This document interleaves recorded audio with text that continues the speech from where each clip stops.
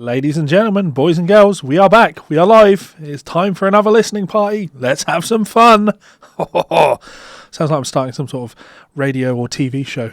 Hi everybody, my name is Levi Clay, and this evening we are going to be very much enjoying a listening party, listening to some records that I've not listened to in a very long time, but it falls very much in line with the type of thing I have been talking about in terms of education on my Patreon page this month. We've been focusing on Michael Brecker, one of the great saxophone players, one of the innovators of that kind of sound, just incredibly influential player on the saxophone scene. And his influence is further reaching. Is that the right term that I'm looking for there?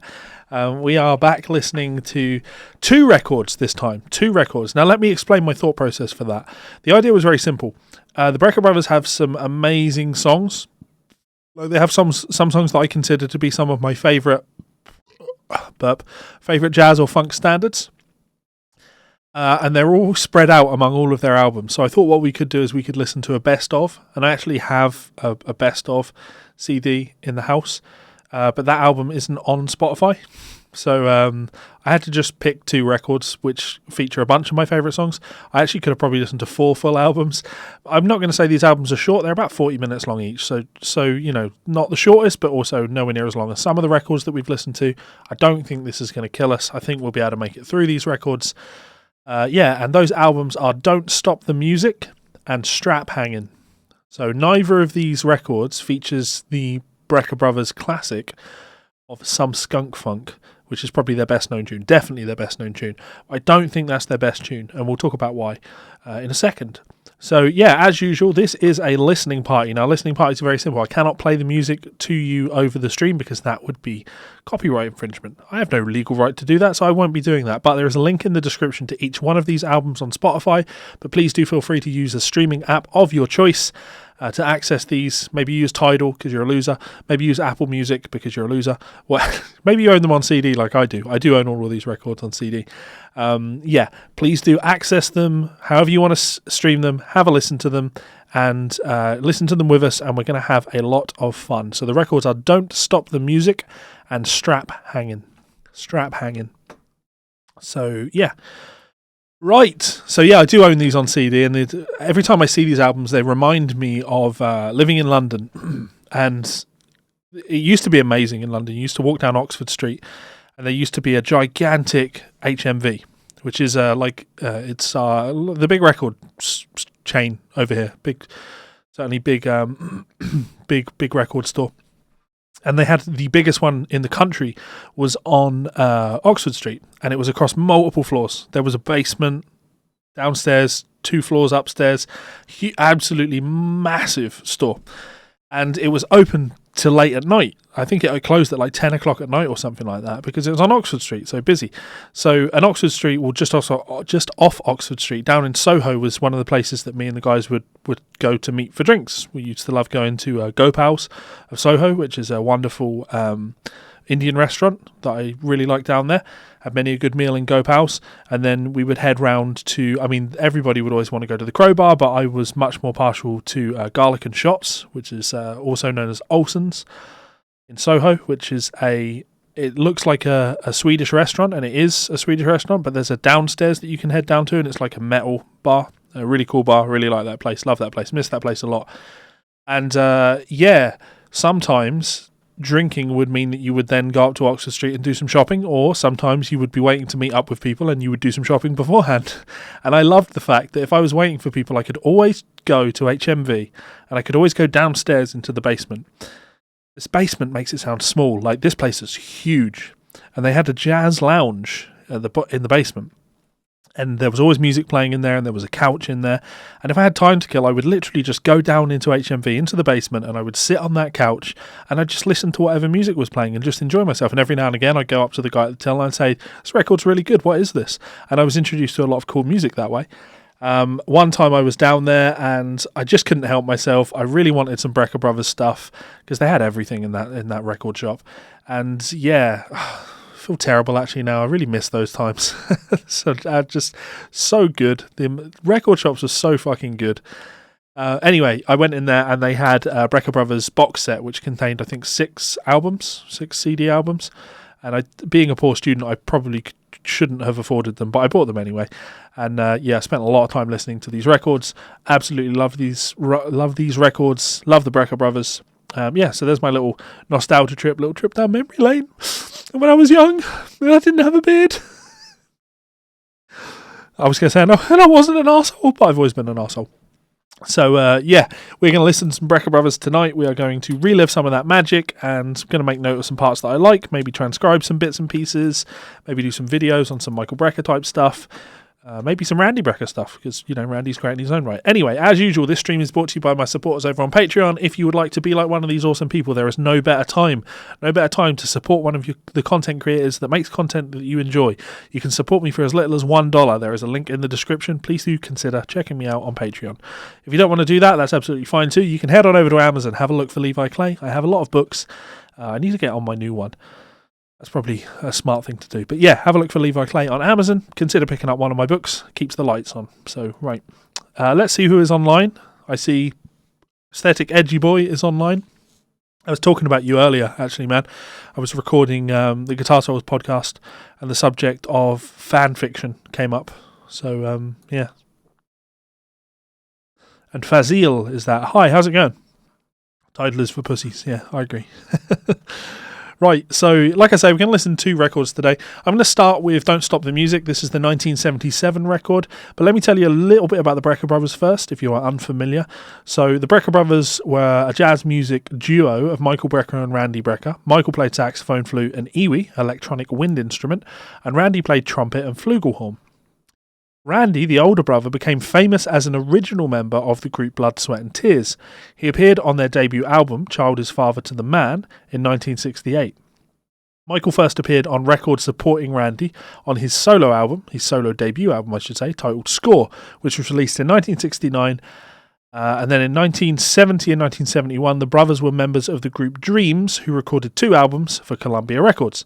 The brothers frequently played together and individually as session musicians on recordings by other artists. They were heard on Todd Rundgren's hit Hello It's Me, which reached number 5 in the Billboard 100 chart in 1973. Other notable appearances include Parliament's Mothership Connection and the debut album of Japanese fusion group Cassiope? I don't know.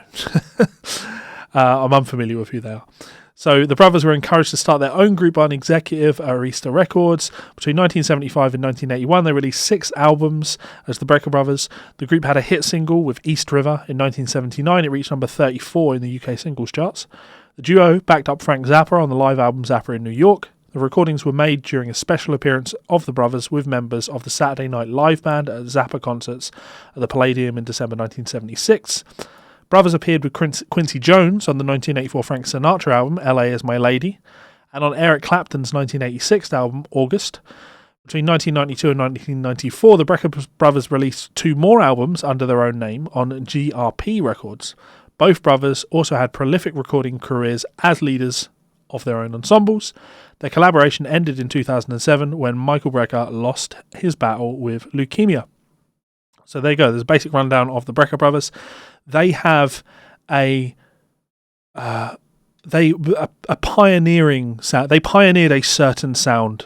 The kind of Brecker brothers horn arrangement sound was very, very popular. Very, very popular in the 70s. And many, many people were influenced by the Brecker brothers. Many people were influenced by the Brecker brothers. There is no denying that. So they have played with a ton of great musicians. And I like the fact, actually, that when I look at the Brecker brothers on Wikipedia, the picture that pops up is a picture of Michael Brecker, Randy Brecker playing live. And in the background, you can see Mike Stern playing guitar. So that gives you an idea of some of the people that played with this band. Though Mike doesn't appear on either of the records that we will be listening to today. Probably worth mentioning that. I've been listening to a fair amount of Michael Brecker recently, just from doing a bunch of Mike Stern transcriptions, because Michael Brecker played with Mike Stern quite a lot. Mike Stern played guitar on Brecker's second album, Don't Try This at Home. Mike Stern even wrote one of the tunes on Michael Brecker's first album, which might be worth checking out. Very, very cool. So there's no denying that for me, Michael Brecker has been a massive influence on me. I'm such a fan of Michael Brecker. In fact, I'll give you a couple more hints at how much of a fan of Michael Brecker I am. So about 5 years ago, I put out 2 albums. I put out an album called Out of the Ashes, and I put out an album called Into the Whiskey, which was like a companion album. So let me bring that up.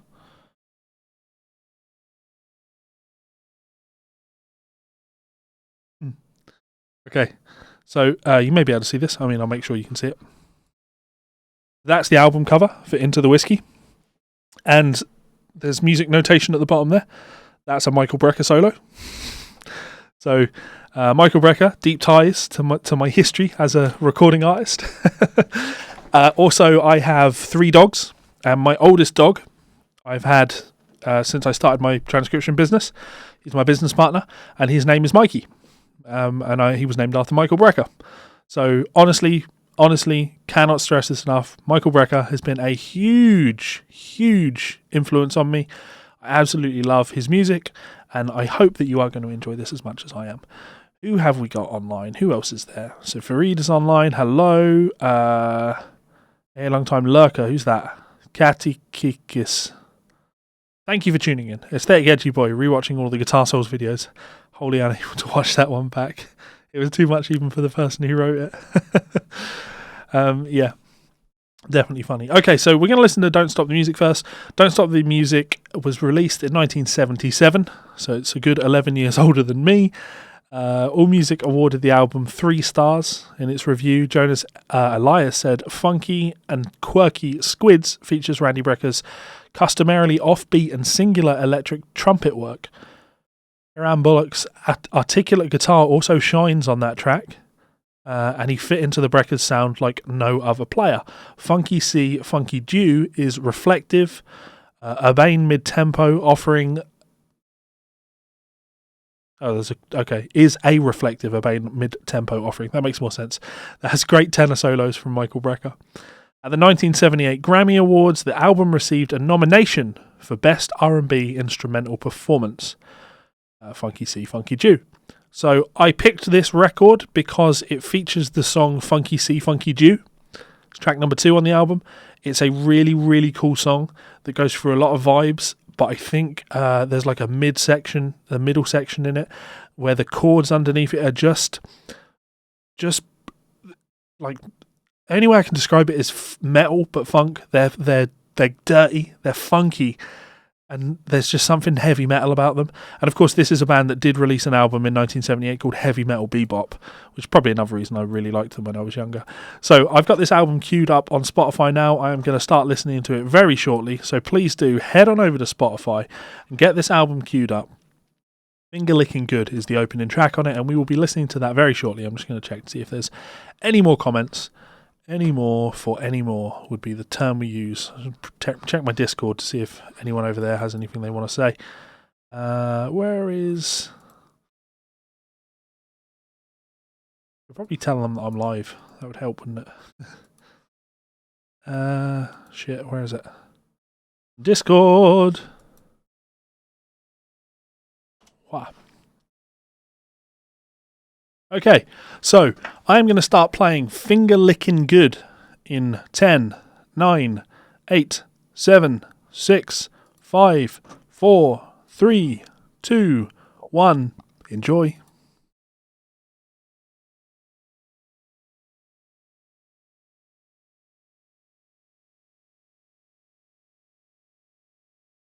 Christoph's online. How's it going, brother?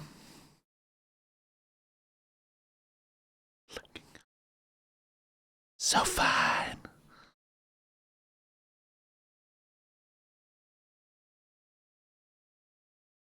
This record actually features a lot of musicians, a lot of guitar players, I should say. Jerry Friedman is playing on this track. Sandy Torano is playing on this track. Steve Kahn is credited on this album. Steve Kahn, great guitar player, wrote a couple of great books, Pentatonic Concepts and Chord Concepts.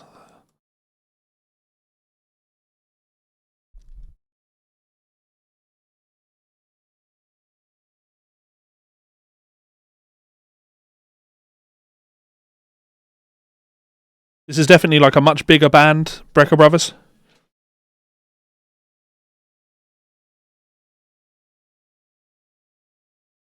I think writing for horn sections is an art form.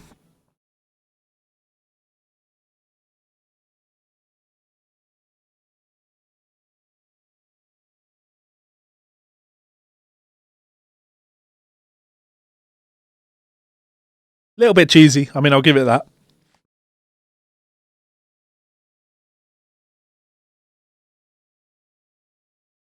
Generally speaking, I'm not a fan of Brecker Brothers tunes that have vocals on them because they always feel like jingles.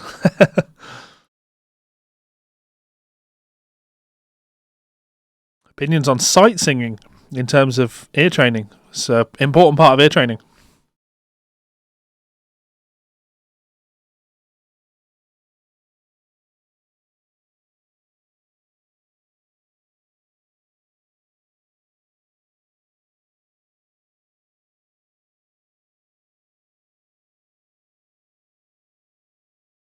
You just nothing.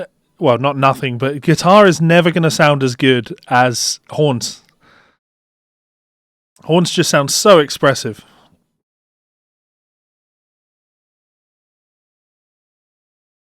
And I think that's probably because when you play a note on the guitar, you have the attack and the initial transient, and then the note volume will inevitably dip off.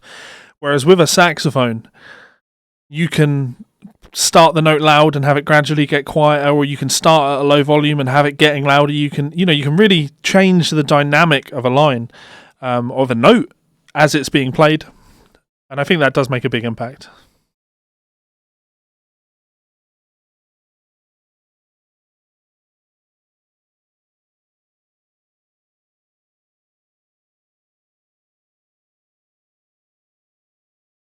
Do Coco. Yeah, that is my favourite solo.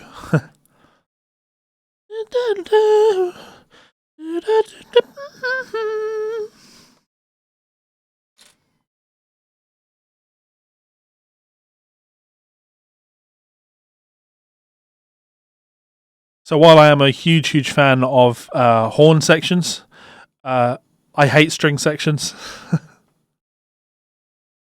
String sections immediately make things sound too romantic. Okay, so there's that tune. I'm not, like I said, not crazy on that tune. The main reason we are listening to this record is for the next song, Funky C, Funky Dew. This is an incredible tune, really cool tune. Lots of really cool things that you can learn in this.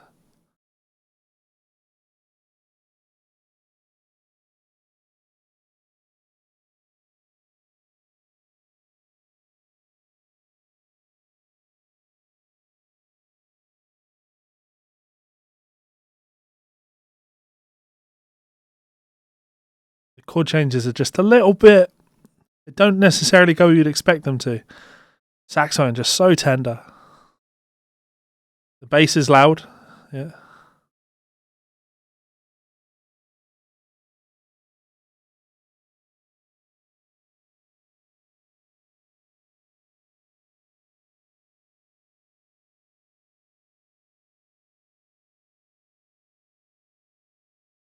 I love the fact that hi-hat comes in like a beat later than you'd expect to. Da da da da. It's not there. It's there. Okay, so that's kind of like our head. Then we repeat that basic head. Really nice.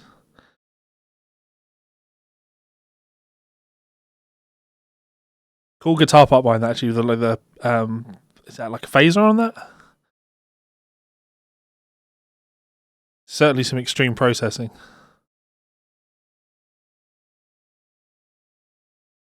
These unison parts. All those little runs.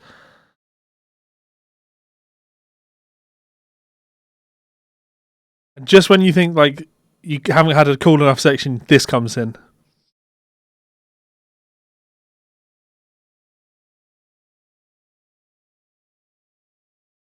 Take it.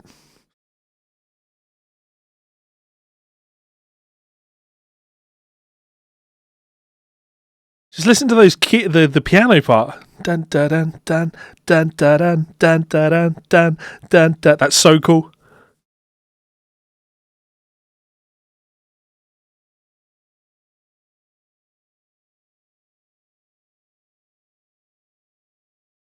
Honestly, I think it's that piano part that really makes that for me. And then another melodic section. Beautiful.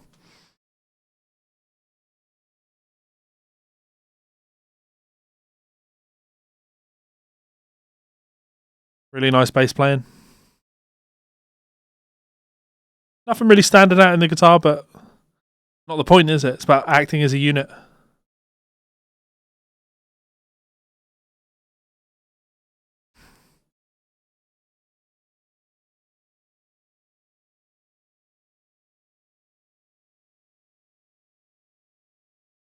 Actually want to turn it up.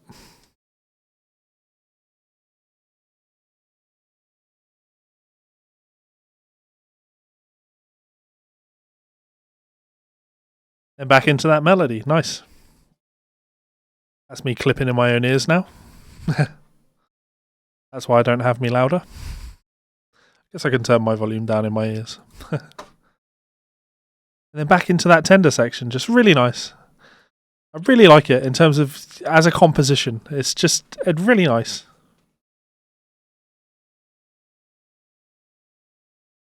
I have no idea who that is, Kyle. Sorry.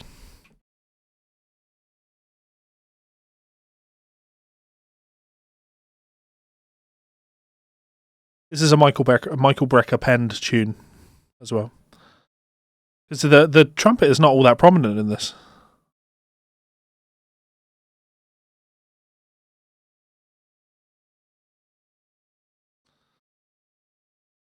If you analyse those horn sections, the harmony's wonderful. Cool section again. Dang da dang dang dang da dang. I fucking love this section. Da, da, da, da, da, da.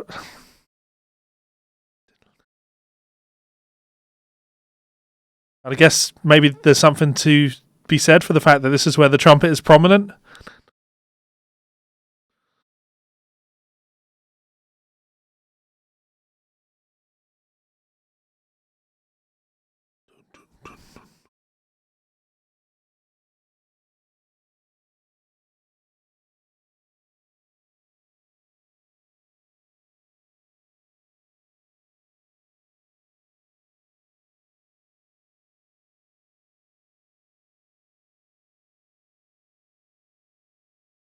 It's funny as well because, like, obviously on Patreon this month I wanted to be transcribing Michael Brecker stuff. I just, other than like the odd lick here and there, even though Michael Brecker is one of the greatest saxophonists that's ever lived, I don't really think of his music as being like a showcase of what he did on his instrument. Cool licks, but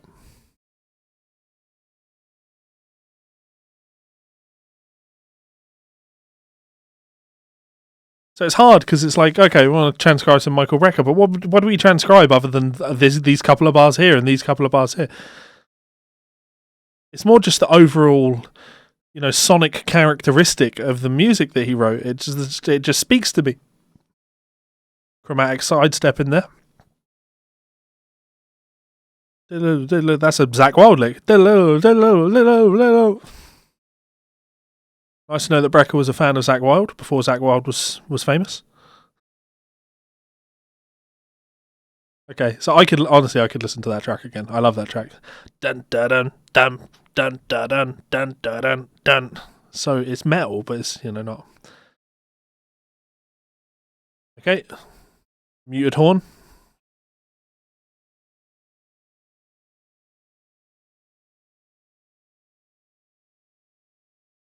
Beautiful melody. But a beautiful melody made beautiful by the chords that it's playing over, Ba-da-da-da-da-da.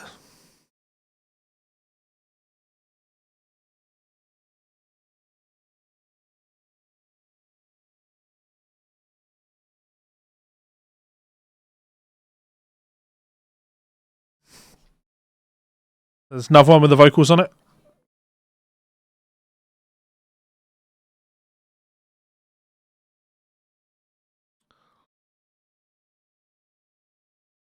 I just don't know if the vocals are really needed.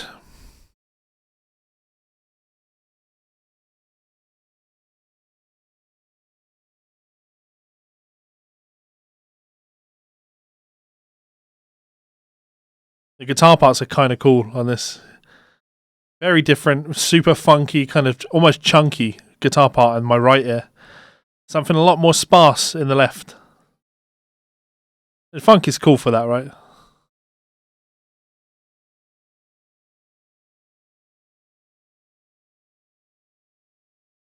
I like to think that some people do listen to these streams without listening to the music. They just like to imagine the music that I'm listening to. Just as long as I've got your love, babe.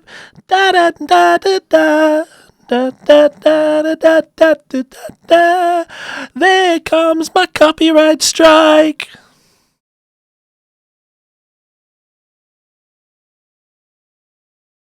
Let's see what Randy's all about.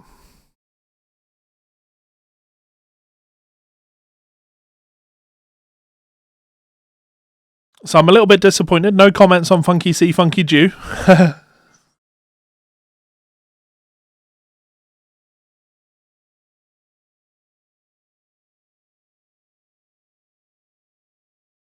To be honest, transcribing Randy's playing is a lot easier than transcribing Michael's.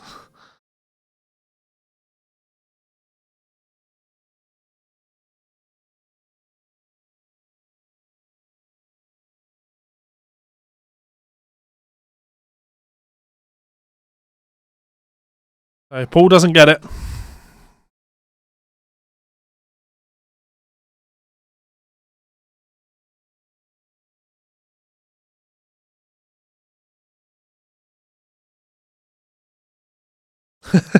Peter, it doesn't surprise me that you do that.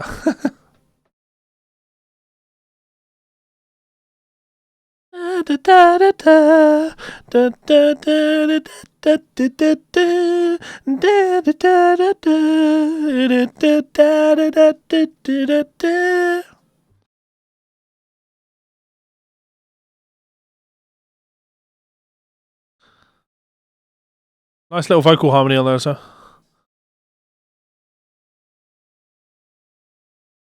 Oh, guitar solo.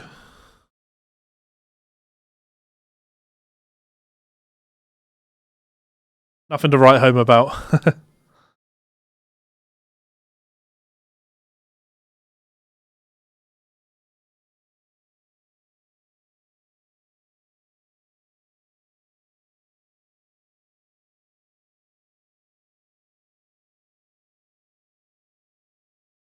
So yeah, musically I like the track, but again, I just think that the vocal parts, it's not that they ruin it. It's that I think a lot of when you're playing people music from the 70s, you're fighting for their attention. You know what I mean? You're really trying to win their attention. And when something is as cheesy as that, it's very easy for them to turn off. When you're telling them how cool jazz funk is, something like that will turn people off.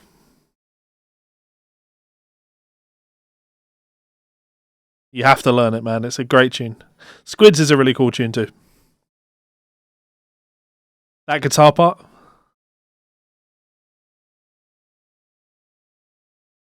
He just plays deliberately out of key now. Ready for it? Da da da. Ba da. Ba ba ba da. Cool.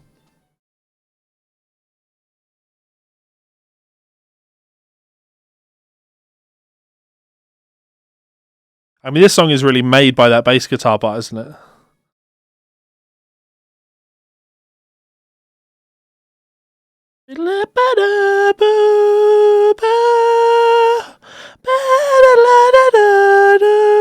All guitar there, yeah.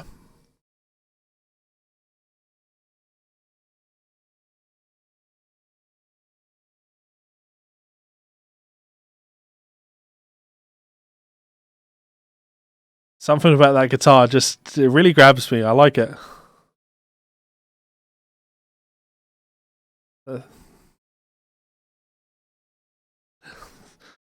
It's not what you expect. It's like resting on an avoid note. Love it. Because it's stank face, isn't it? You gotta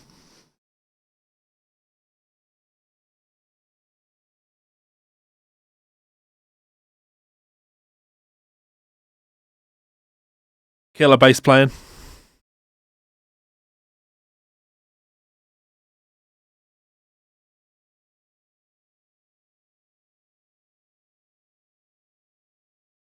Thanks for tuning in, Christoph. Hope you're doing well.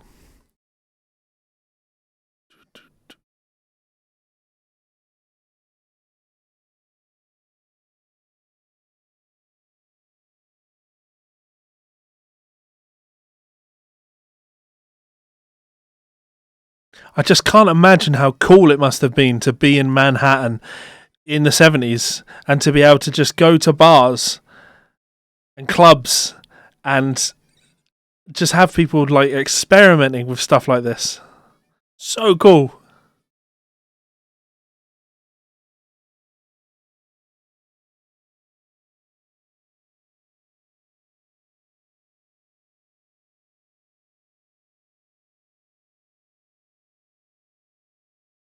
I'm just staring at the artwork as well and just seeing how young Michael is in it. All get ravaged by time.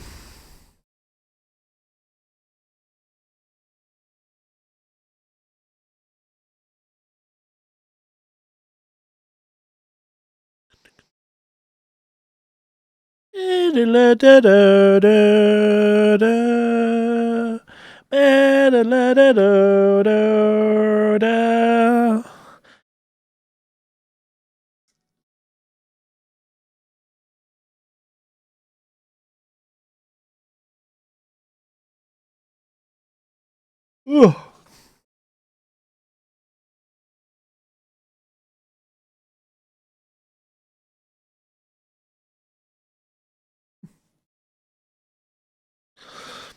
Do it to me, Michael. Close your eyes and listen to it. It's just be transported by it.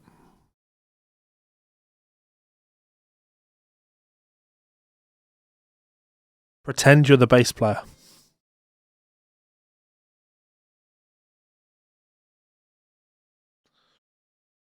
Beautiful line.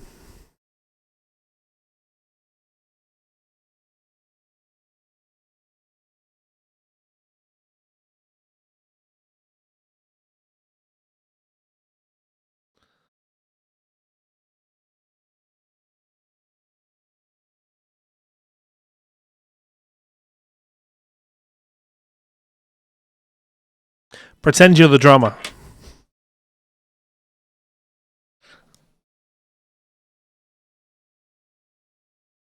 And you're just thinking about how, like, what Brecker is playing interacts with what you're doing.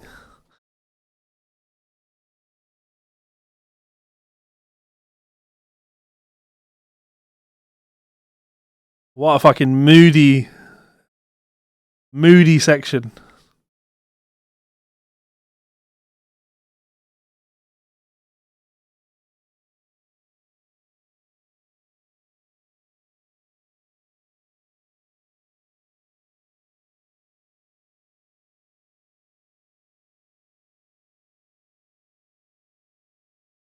That classic push yourself out of key, sit in that tension, stay out before resolving back in there.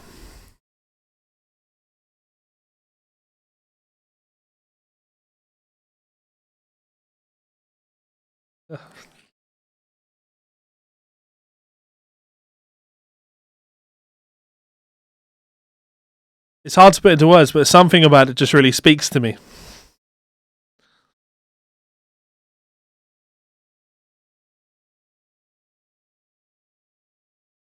That was some solo. Wow. I need a hit of cherry coke.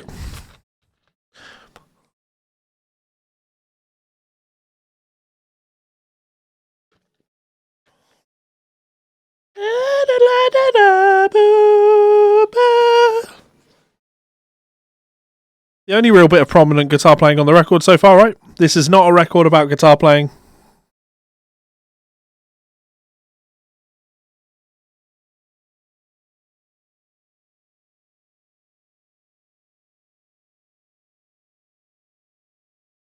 Just so much admiration for that guitar part.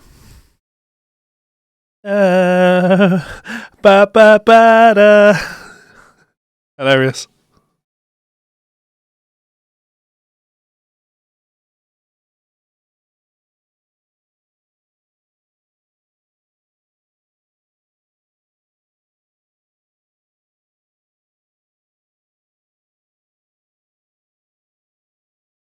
Now, unfortunately, we have to go into the song "Don't Stop the Music" now, which is the title track of the record. Hello, which is one of the vocal tracks. Don't stop it. Don't stop it. Don't stop the music.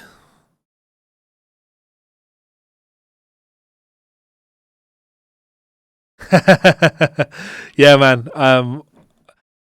I mean, I'm totally in my mind. I'm remembering Squids. I'm going to be going back to that. I'm going to transcribe a bunch of licks off of that because that was cool. Also presents the problem of guitar and saxophone. Playing saxophone lines on the guitar is very, very difficult. At least the way I tend to finger lines.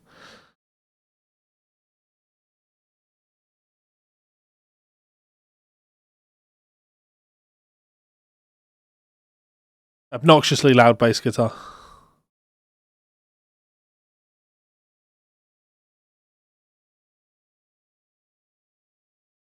Now, to me, I don't like this because this feels like someone's trying to have a hit on the club scene.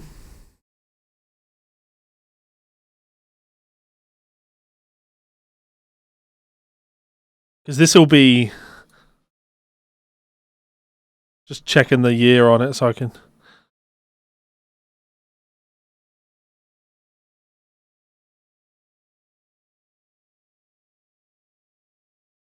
Yeah, so this is the same year that Chic's debut album came out.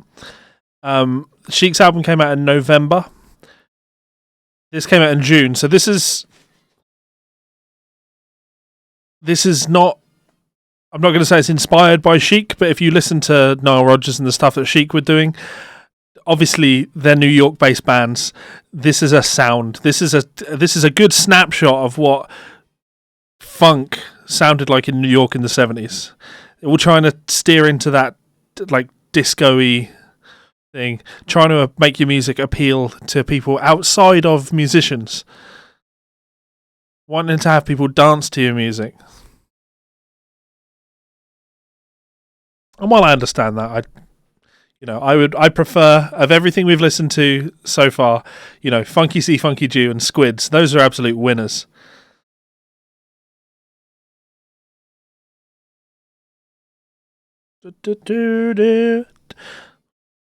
Don't stop it. Don't stop it. Don't stop the same lyric. So, Mr. DJ, please. Write better lyrics.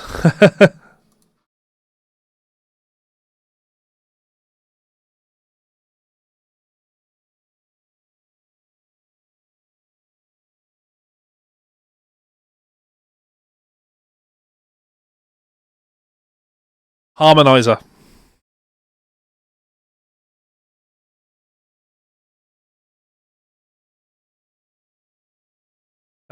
Michael on the Iwi.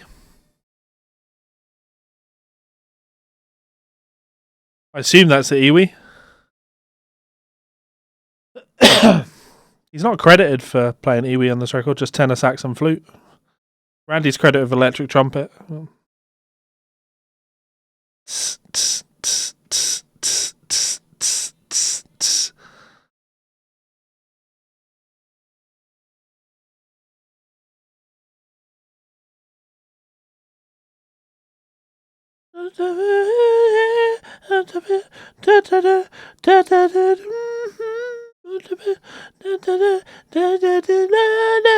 Don't stop it.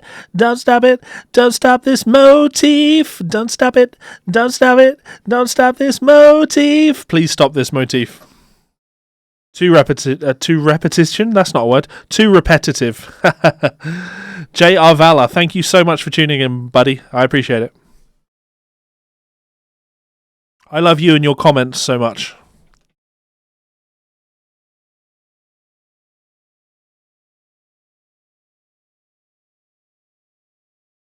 It seems really, really strange to me. Well, it doesn't. I totally get it. Like, not only is this song on this album, but this album is literally called "Don't Stop the Music." There's no doubt in my mind that the record label's perspective was very much let's push these types of songs.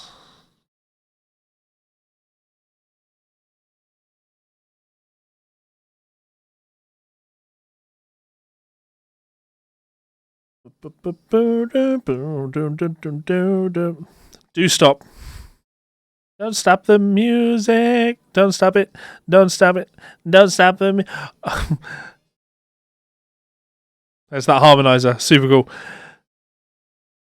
I like the idea of replaying this song and counting how many times people say don't stop.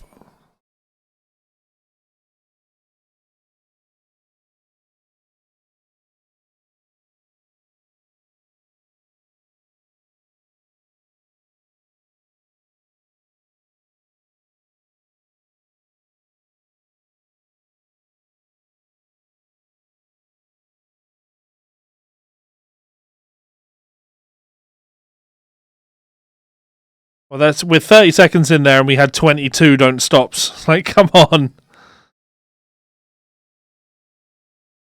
Yeah, Valor, if you're trying to catch up, we are on Don't Stop the Music. And you can see, I always make sure you can see the track we're on and where we are in the track.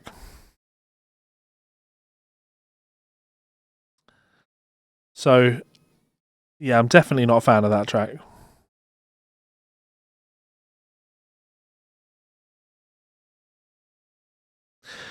Again, though, I really love the idea of how time. If someone made me a time machine, I would do some really weird things with it. I would not be doing the things that other people do. I'm fascinated by culture and history and culture. I would love to just go to 1977 and just spend a little bit of time seeing the people that Don't Stop the Music was really written for. The kind of people that type of music is going to appeal for. It's club music, it's dancing music, right? I would love to see their reactions to those solos at the end there. Like, it's going for something, but missed the mark for me. Okay, so now this is more like it. This is jazz funk, right?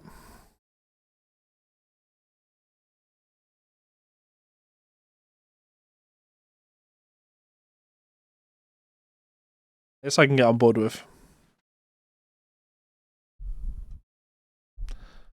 Let's pull the microphone right back here, and I'm going to lay back.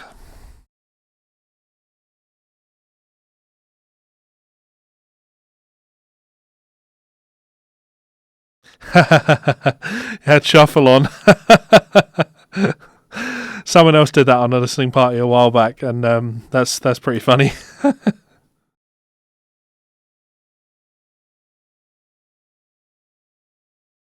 Oh yeah, no, yeah. Oh, sorry, yeah. It was you. It was you that had the shuffle on. Because if I remember rightly, it was one of the songs on there. You said I can't even remember who you said it sounded like. Oh, Dave Matthews Band. You said this very like Dave Matthews. And I'm like, oh, okay, yeah, sure, maybe. I kind of see where you're going with that. But evidently you were on a track from later in the album.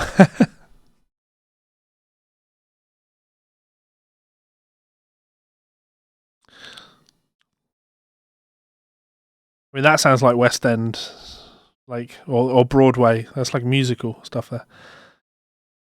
There you go, jazz funk.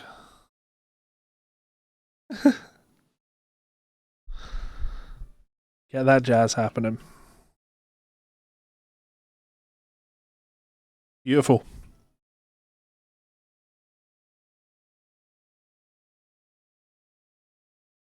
Absolutely incredible play.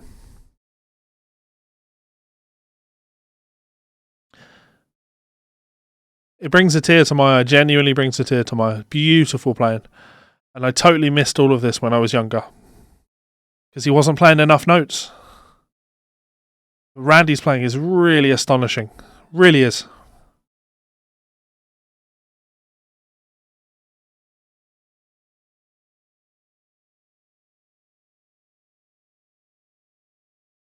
Almost feel like he's blown Michael out of the water in every single solo he's taken.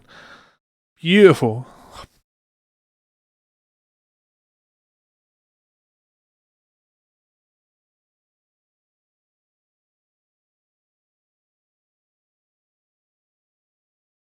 Wow. Yeah, very film soundtracky, or musical for me. It reminds me of Wicked.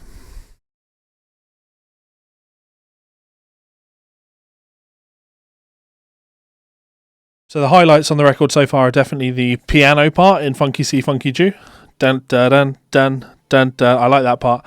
The sax solo on Squids, but man, that horn solo, that trumpet solo, fantastic.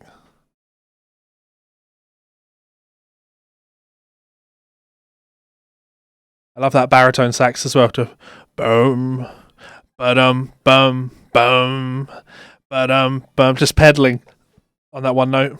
That chord change, yeah, that is so.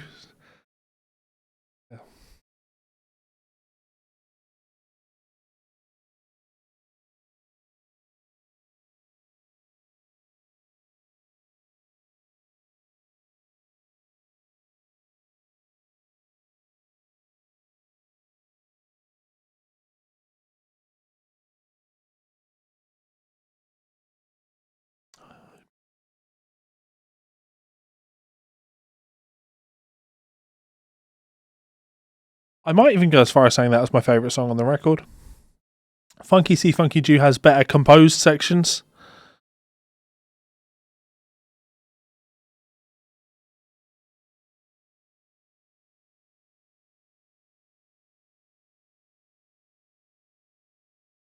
Nice little guitar lick there, finally.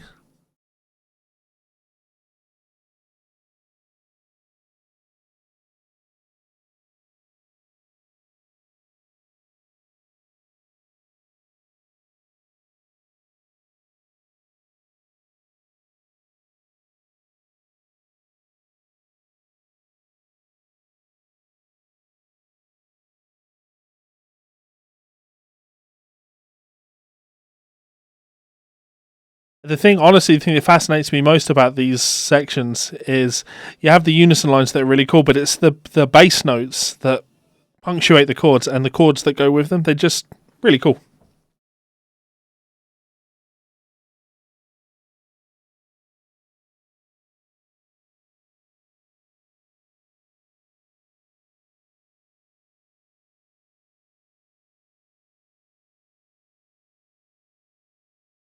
It's a long song, 8 minutes, so 7 minutes to go.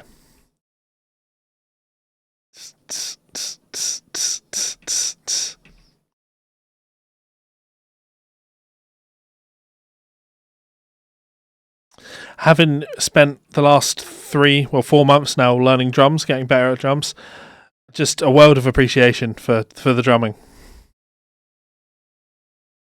It's that dancing on the snare drum with the left hand, super cool.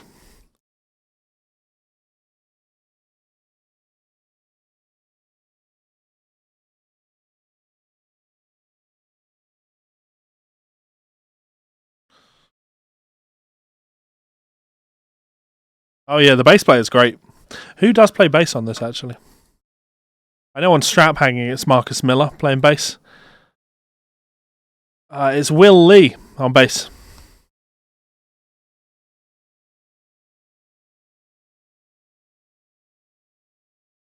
So Will Lee, American bass player known for his work on The Late Show with David Letterman as part of the CBS Orchestra.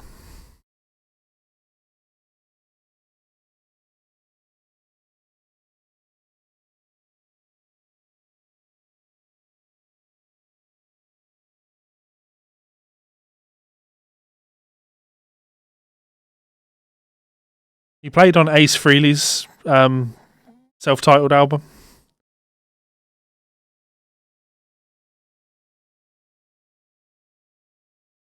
He's played with a lot of people. George Benson, Barbra Streisand, Michael Bolton.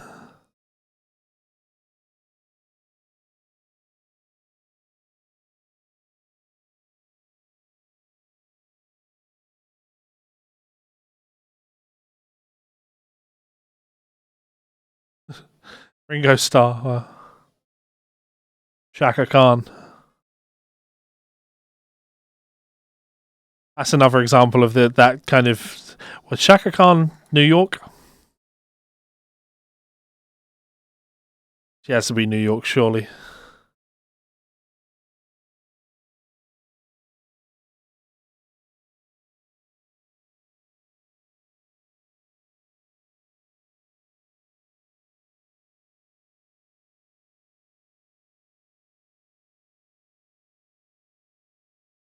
Born in Chicago, but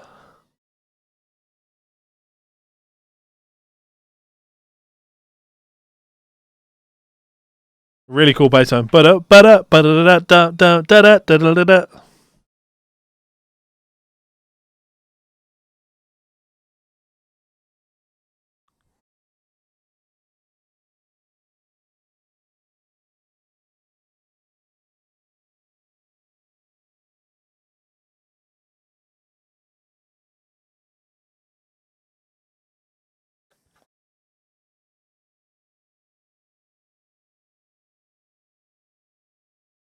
So this reminds me a lot more of Some Skunk Funk, which is obviously the Brecker Brothers' famous tune. It's their best known tune.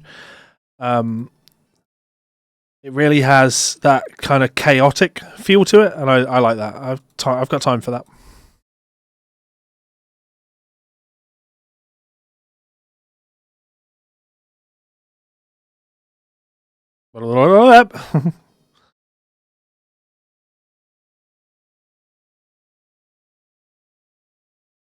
It's the beauty of being a bass player, right? Everyone needs a bass player. Unfortunately, everyone's spending their time learning guitar. Same with drummers.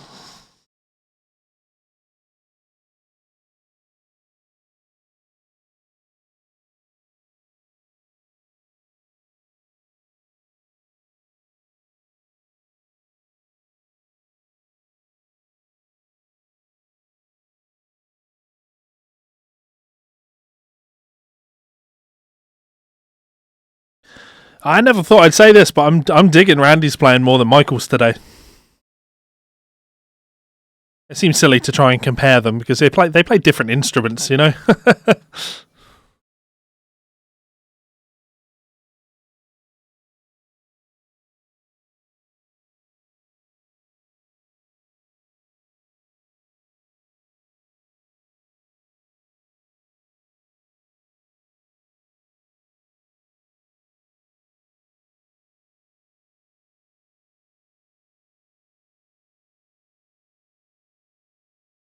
I don't know if it's the bass players are more in demand. I think it's just there's so many guitar players, and sure, you could look at that and say that means we're more in demand. But how often does the guitar player just play bass on the record?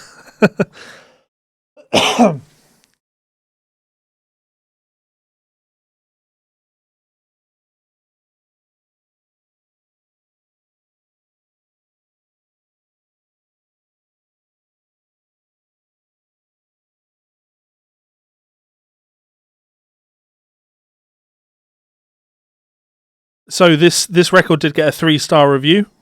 Who was it that gave it that review?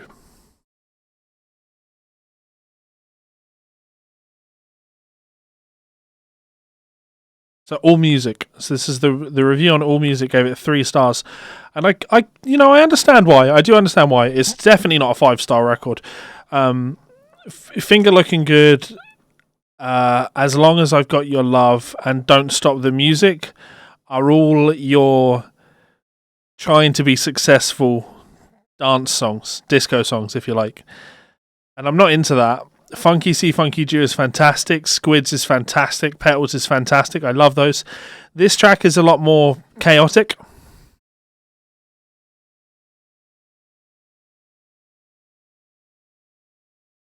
I mean, it's cool. Don't get me wrong, but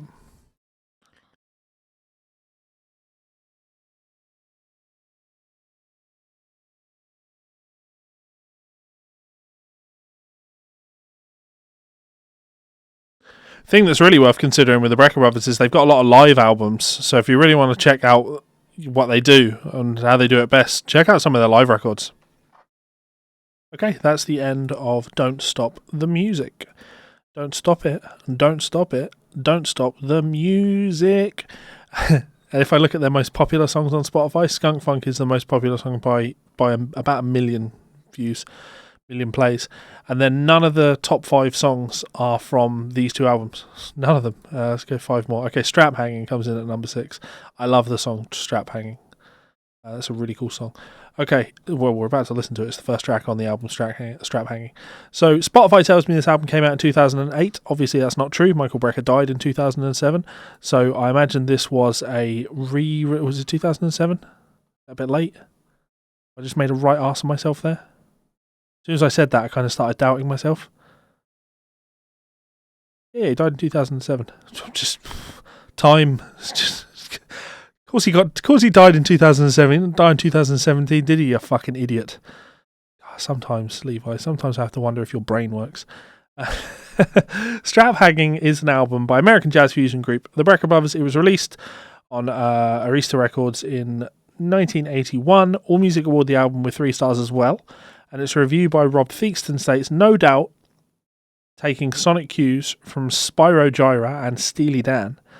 The guys open the album with the mellow title track and the equally suggestive threesome before stepping things up with the highly percussive, what was that? Bathsheba.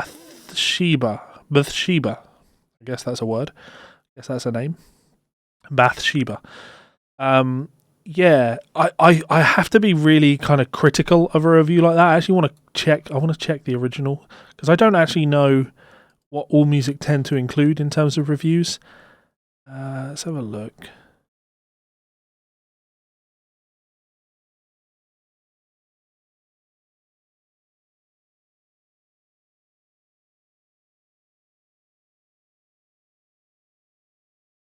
Okay, so yeah, the review on AllMusic is a little bit longer than that. So it's a quote taken from the review. It just seems like quite a short little page. Wikipedia, obviously a blessing. I do like Wikipedia with the sheer amount of information that it provides. But then you also have to look at it and go, why is this so lacking? Why is there not more information on here? Such a shame. In terms of the band on this, it's a lot more to the point. So on the last record, it was a much bigger band. Horn section, wind section, string section, multiple guitar players. Just covered in musicians. This one, personnel-wise, you got Randy and Michael, as you'd expect. Then Barry Finnerly on guitar, Mark Gray on keyboards, Marcus Miller on bass, Richie Morales on drums, and then is that Don Alias on percussion, and Manalo Badrana on percussion. So this is very much a band effort. I like this record. I have to be completely honest with you, though. The thing I like about this record is I love the song Straphangin. I do like the rest of the record, don't get me wrong, but I think Straphangin is one of the Brecker Brothers' best tunes, and allow me to make a case as for why. So it opens with a very... Actually, I hate the intro on it. I think the song would be better if you dropped the intro. It opens up with a anthemic... It's hard to describe. I don't know how to... anthemic is the right way to describe it. It sounds very... It's like their attempt at a national anthem type thing, to me. It's got like the marching band, the marching snare drum type thing over it. It is cool, don't get me wrong, but it doesn't fit in with the song that comes in after that. So you have this intro, which I could happily leave. And then you have this really funky groove. And if you really listen to the guitar chords underneath it, or just the harmony in general, it's really funky. It's really, really cool chord voicings that do some really cool things. And then when the melody comes in over the top, the key thing to really get on this, and you don't really get this when you listen to the last album, is to listen to the harmony style of Michael and Randy. You could transcribe just Michael's part on this and learn it, and you'd go, meh. It's okay. And then you could have someone write their own harmony, trumpet harmony, to go with it. And it's never going to sound like what Randy plays. I really, really like... Yeah, man, we're going back to back. I really, really like what the harmony that they do on this. There's just something really... I keep wanting to use the word funky, and that's the best word I can use to describe it. It's dirty. It's not classical. It's not pristine. It's filthy. It's jazzy. There's something funky about it, and I really like it. I really like it. So this is the track Straphangin from the album Straphangin. We are going to press play in 10, 9, 8, 7, 6, 5, 4, 3, 2, 1.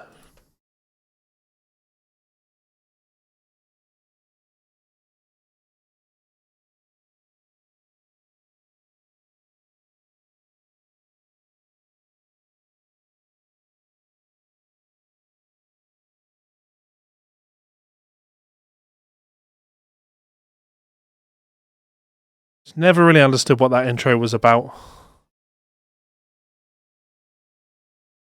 Because that is much more romantic, and then this groove comes in, you're just like, oh, filth.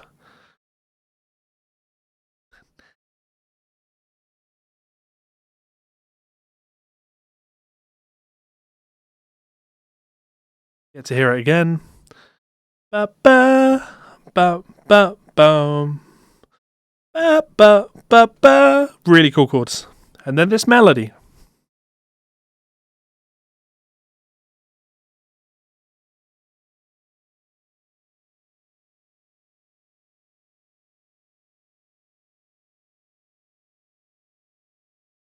And then it goes up here. Really cool harmony.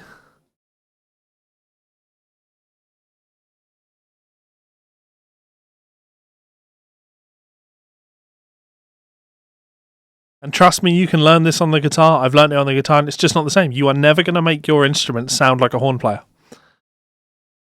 You can play the notes, but you miss the attitude.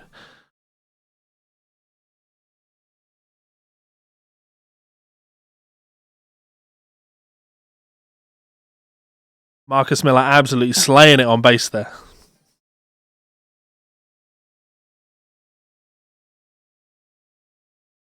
Okay. Solo. And it builds. This is nice. It really builds. Actually, if you go on my website, there's a transcription from this solo on it that I put up there the day I launched my website about 15 years ago. However long it was, I don't know. Da da da da. Da da da da da da. Da ba da ba da da da. Da ba da ba da ba da ba da da da da da da da da da. Then ba da ba da ba da ba da da ba da da da da. And then the fast lick. Oh, sorry, not there. Where's the fast lick?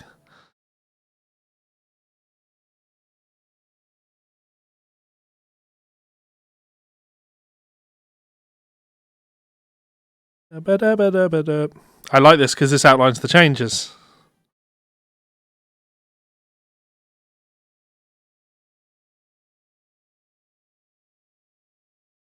This bit now.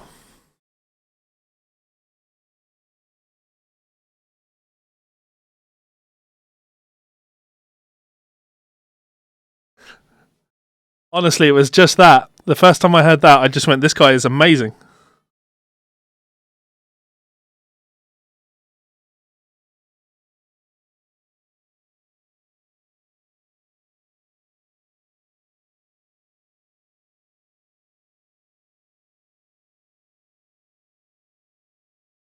Again, this is a Michael Brecker tuned, penned tune.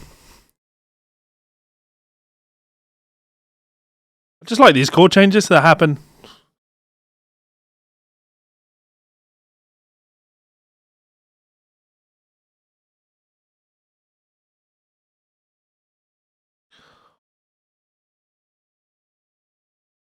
Thank you so much, JR Valor. As always, if you enjoy these videos, the biggest thing you can do to help isn't even supporting me financially, it's telling your friends about my channel. Trying to get those subs up.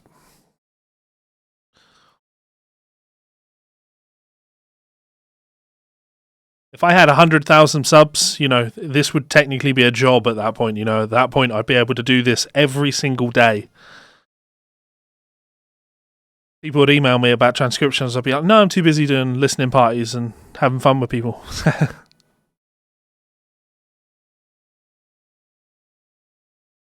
And again, think of the dynamic lull here. It's dropped down to almost nothing. Michael's solo started like that. It started with nothing, and it just built a masterclass in building.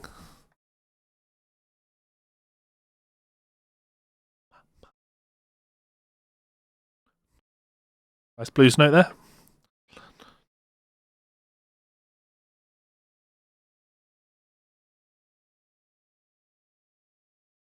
Just hits those changes like an absolute boss.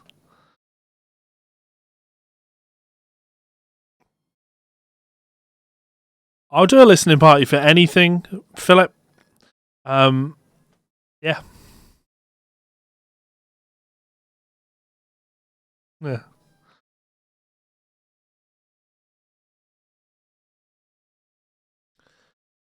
Randy actually opens up now, I'm sure.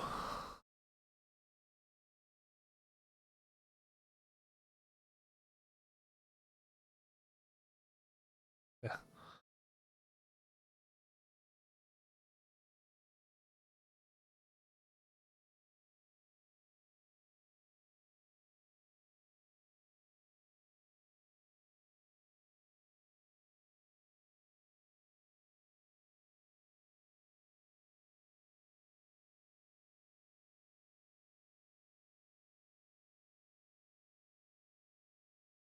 Now he opens up.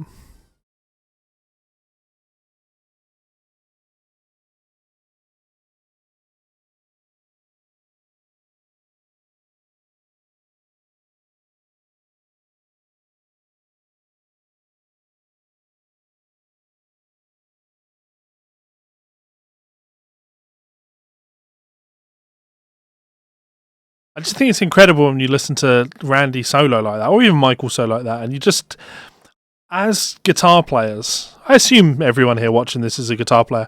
When we take solos, when we play on the instrument, we are so influenced by fingering patterns that we play. We are so influenced by the physical shapes that we play on the guitar that I feel that they often dictate what we play.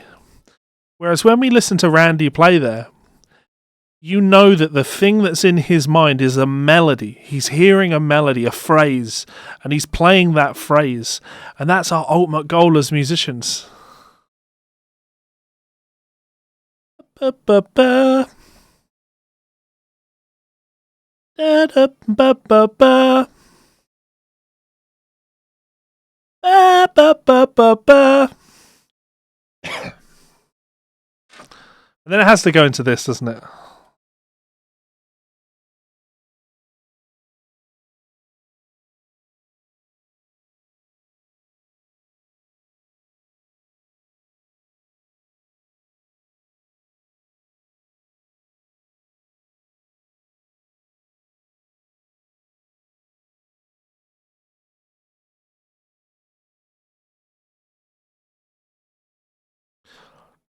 So there you go, Straphangin, massively influential on a younger Levi.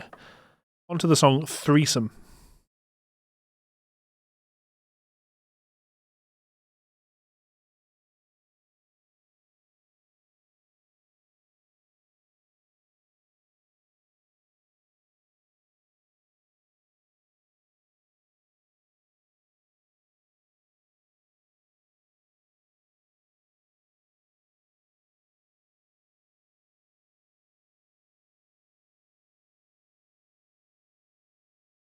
Ba-do, ba-do, ba-do.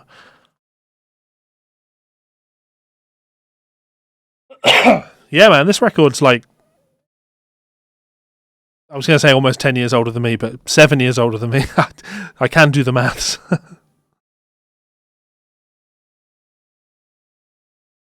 Ba-da-ba-ba-da-ba.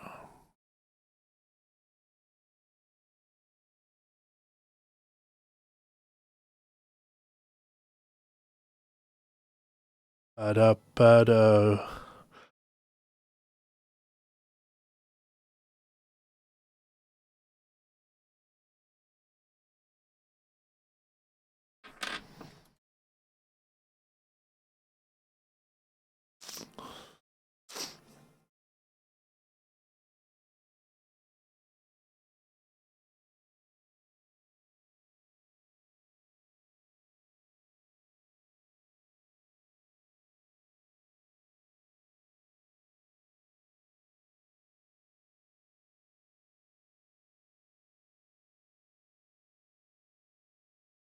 Really, I just really like it. Yeah, Marcus plays bass on the whole record. This is a really nice composition. And when you compare this to Don't Stop the Music, Don't Stop the Music doesn't have 2 consecutive songs in it that seem like they're from the same record. You can totally... There's a vibe with this record. I love this album. And a lot of people say Brecker Brothers have got better albums, and they do have better albums, but I think they always downplay how great a record this is.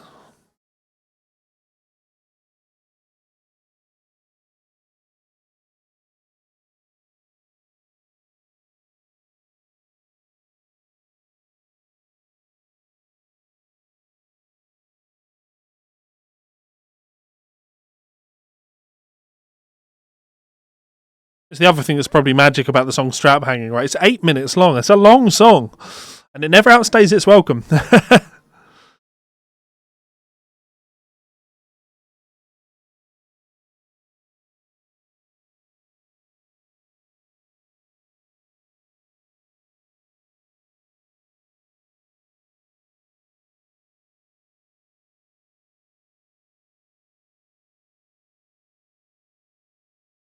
Like that, the horn sounded like it was laughing there.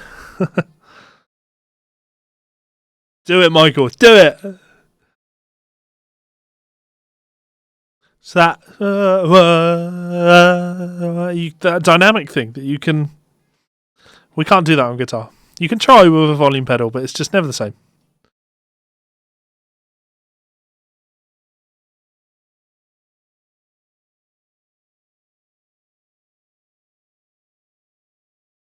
Our instrument has sustain, and the nature of it having sustain comes from the vibration of the string. We hit a string, it vibrates, and we've set that vibration in motion.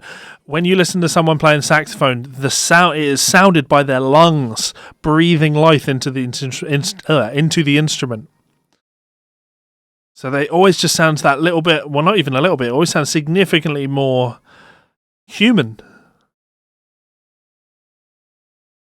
We're currently listening to Michael Brecker's breath. We are listening to life. Sometimes with guitar, I feel like you're just listening to someone go through the motions. Oh yeah, pick those notes, play that run, play this scale. I feel like that about my playing most of the time. And I just don't get that when I listen to horn players.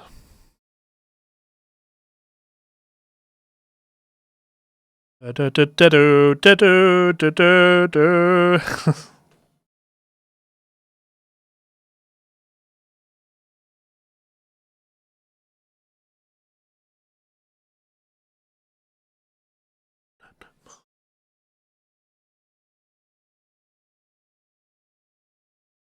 think Randy called this song Threesome because he wanted to tease the idea that jazz funk bands had orgies, whereas in reality, the song's just in 3, right?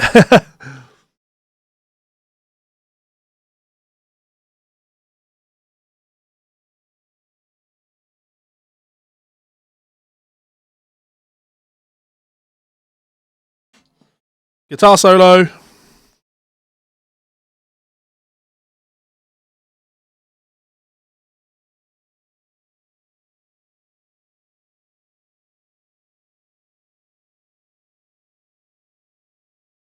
Is Discover Weekly...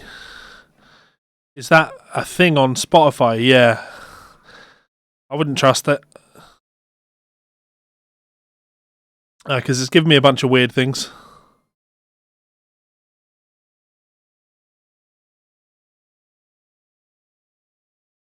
OSI, I've not listened to OSI in fucking years.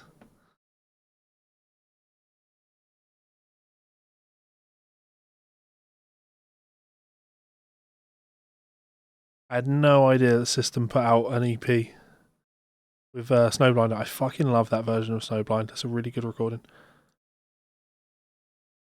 Cherry Coke.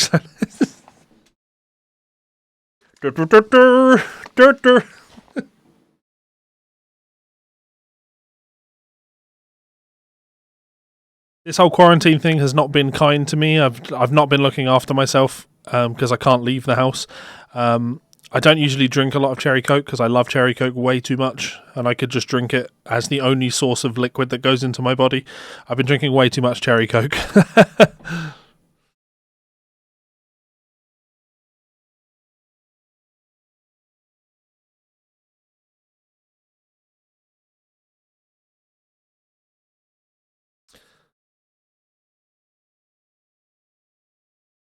Picking up the Latin vibe.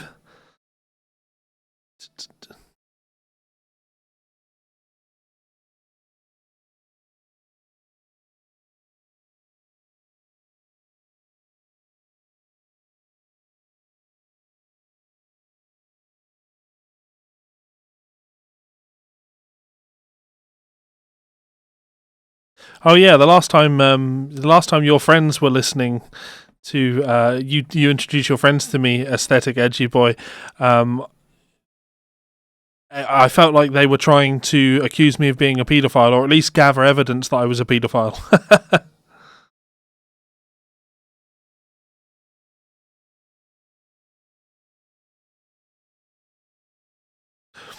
I think it's funny, right? I'm going off topic here, but as a man, one of your biggest fears in life will be, or certainly for me, one of your big fears in life is being wrongly accused of rape or being accused of being a paedophile.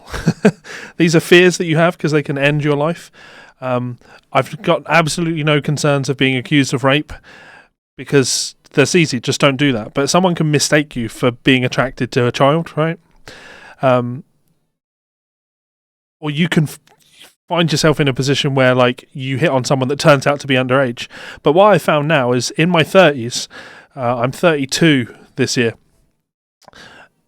I don't find young people attractive, and I mean, if someone is younger than me, I don't find them attractive. So I'm never going to accidentally hit on a child.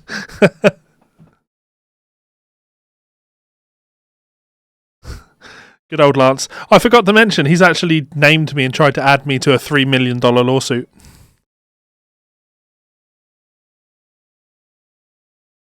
I meant to mention that on the Guitar Souls, actually.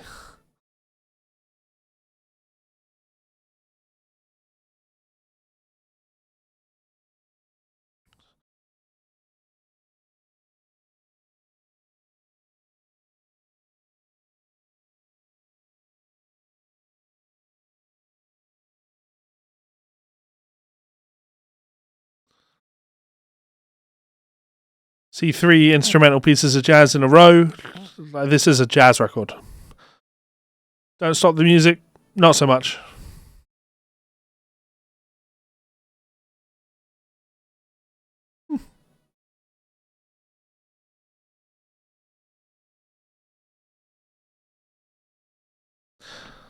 So Lance is being sued for the £100,000 that he stole from some of his investors.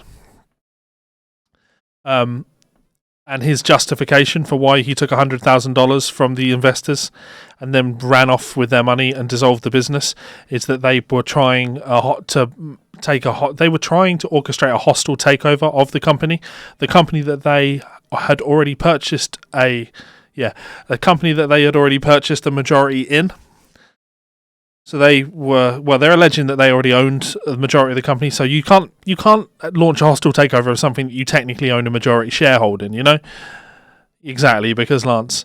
Anyway, so Lance's defense to their lawsuit, which he filed late, so it's, you know, the countersuit won't go ahead, is that they tried to orchestrate a hostile takeover, and part of that was disparaging their own brand and disparaging Lance, and they're trying to insinuate that everybody that's ever spoke ill of them was orchestrated by his ex-business partners.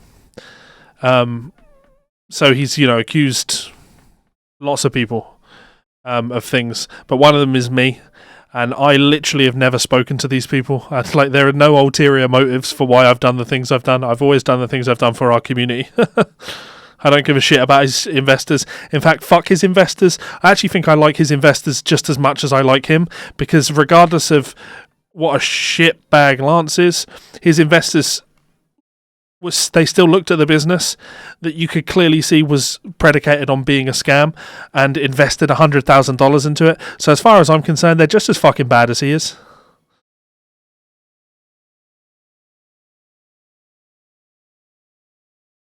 Never took a single penny from them, never spoke to them. Nah. So to try and add me to a $3 million lawsuit, what a fucking clown.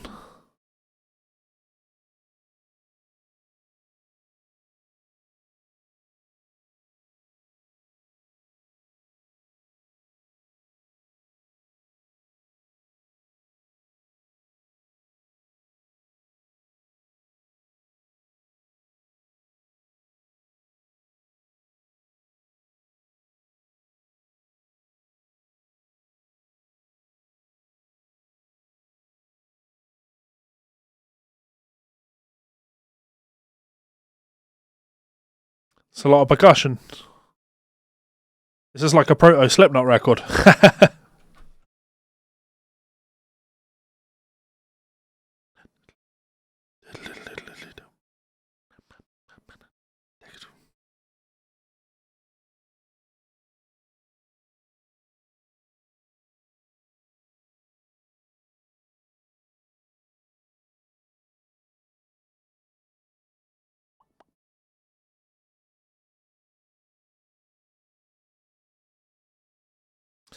What tribal tech is on Spotify?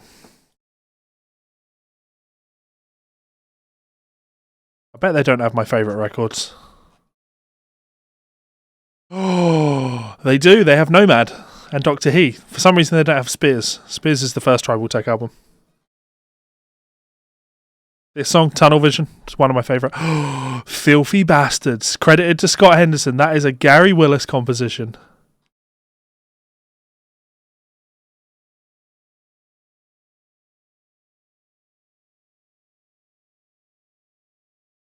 It is the greatest album ever made.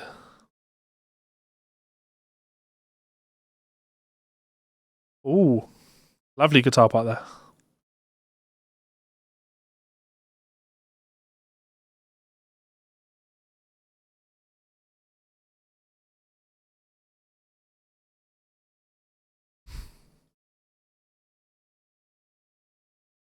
Well, as much as I am not adverse to asking for financial support, if you want to be involved in an actual stream, you want to come on the stream and talk to me about the album, there is a tier on my YouTube VIP next to the subscribe button. Underneath there's a join button, and you can join me on a stream.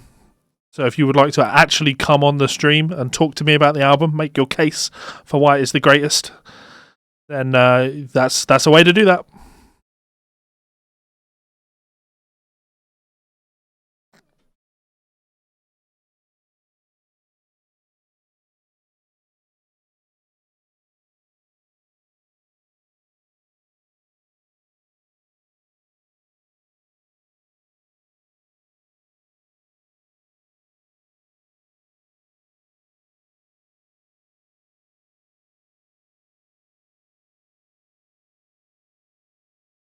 I actually sold off a large portion of my CD collection, but really, when I say I sold off anything that was easy to come by, and I still have a decent collection of like rarities, and those rarities are some things that I've paid a lot of money for. Actually, are things like Tribal Tech Spears, which I own on CD. I wonder if I can buy that. Let's have a look.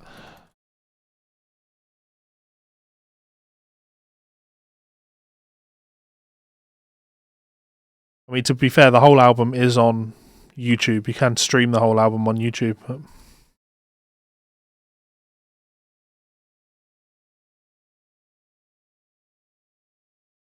That's really good bass there.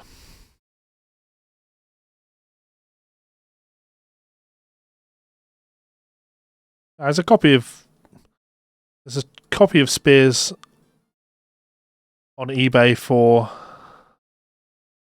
60 quid. It's quite a lot of money. Yeah. Walking bass.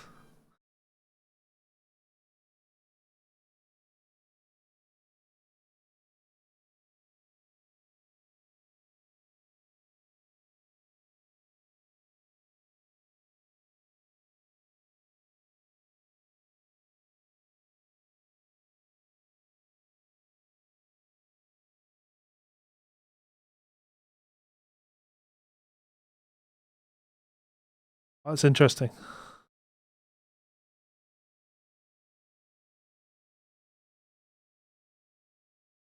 There's two versions of Spears. There's the relativity pressing and the passport pressing. I think it's the relativity pressing I have.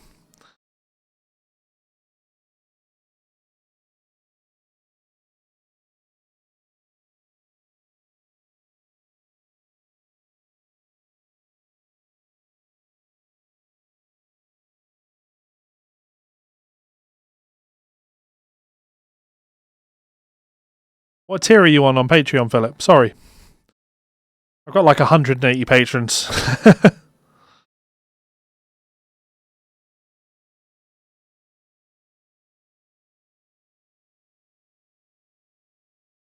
Do you see what I mean about this album being a better jazz record, though? Like, honestly, when I planned to do a Brecker Brothers stream today, I was just going to stream this album. But then I thought I really wanted to listen to the song Funky C, Funky Jew. I don't know why I asked you that, Philip. I can check. Sorry.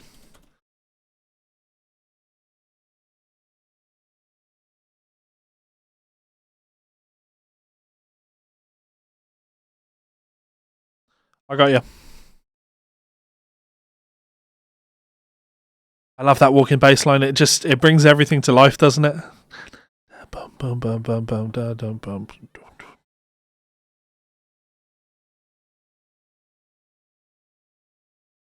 And because this record doesn't have like a big horn section and a string section, it just sounds a little bit more like a band that you could imagine these guys being in a club. Actually, so I spent a lot when I lived in London. I spent a lot of time in Ronnie Scott's. Went to see a lot of gigs in Ronnie Scott's.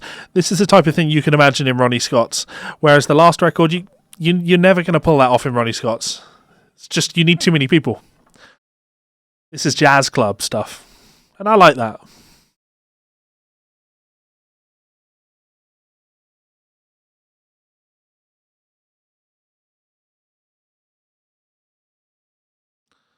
Oh, sorry, James Yellow. I missed your comment. What's up? I am good, mate. How are you?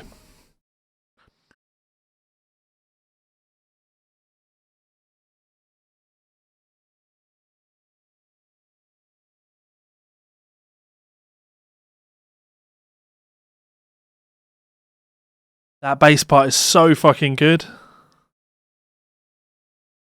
It just doesn't do it doesn't do what you'd expect it to do.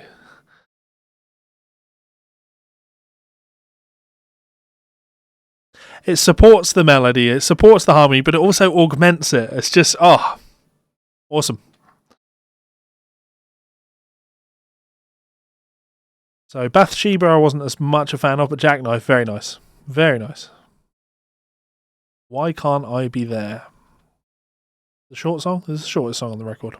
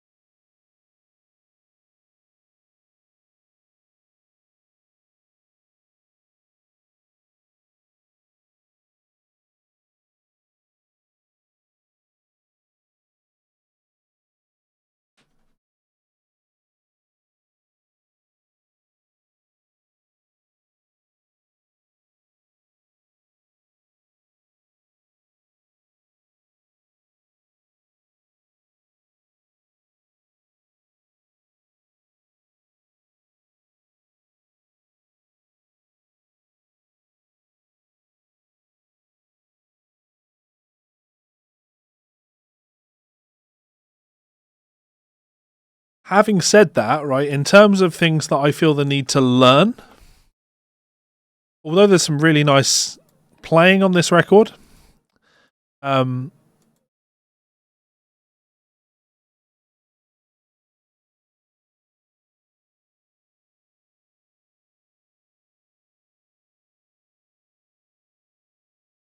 yeah, I mean that horn solo, that sax solo on Squids, and the trumpet solo on Petals, they were something else.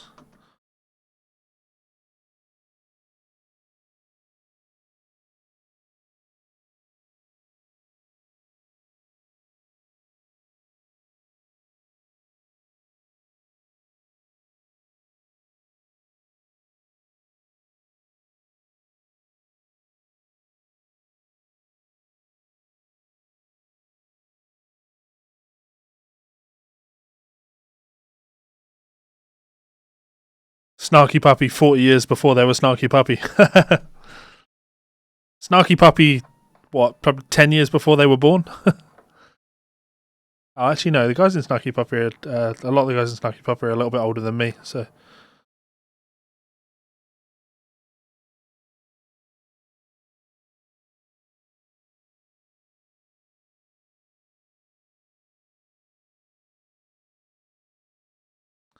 I can't. This is 81, this album? Yeah, 81. Benjamin Hampton, how's it going, brother? Thank you for tuning in. Sound like Hulk Hogan. How's it going, brother? Good to see you again, brother.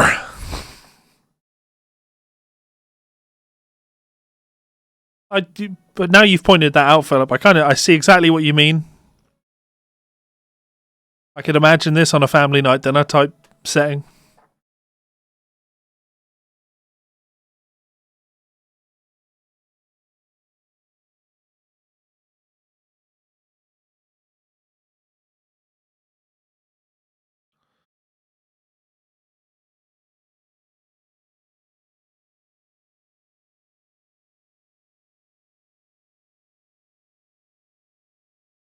There's two notes in the bass there that are just really fucking cool.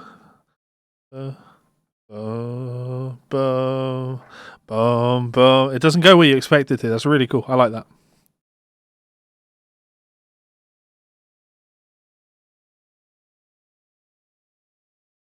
Okay, so moving on to the track Not Ethiopia.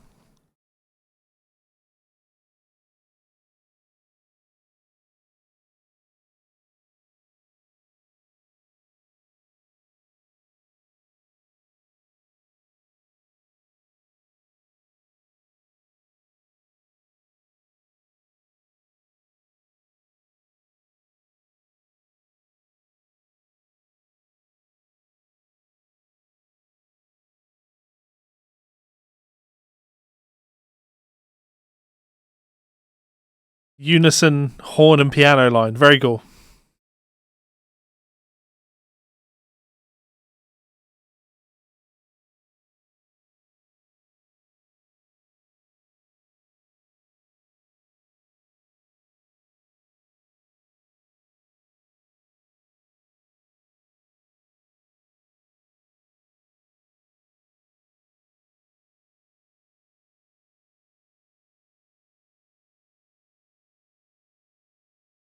Ba-ba, ba-ba, ba-ba, ba-da. There's little augments to the melody at the end there on the trumpet. It's cool.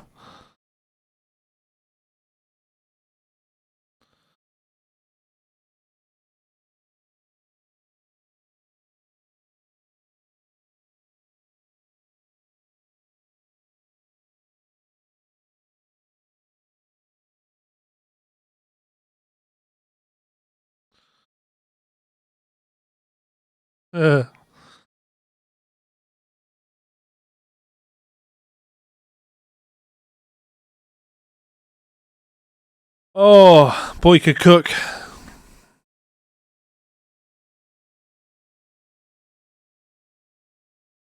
And as usual, I have to thank you guys for tuning into this, because right now my eyes are closed and I'm just listening. And I know I could do that without you here, but I wouldn't. I'd work. I'd transcribe.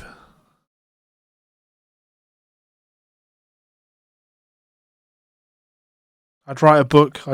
I'd find something to do.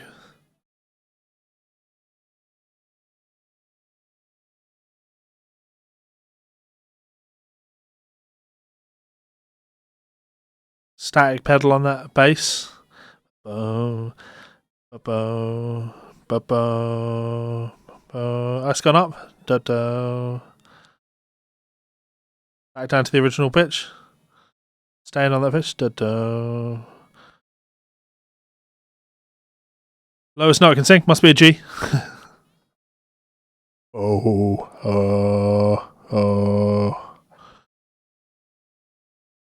Slower. Oh.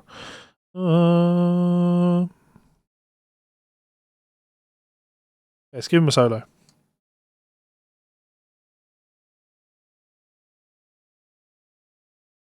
Give him a solo. Sorry, let Marcus Miller have a solo.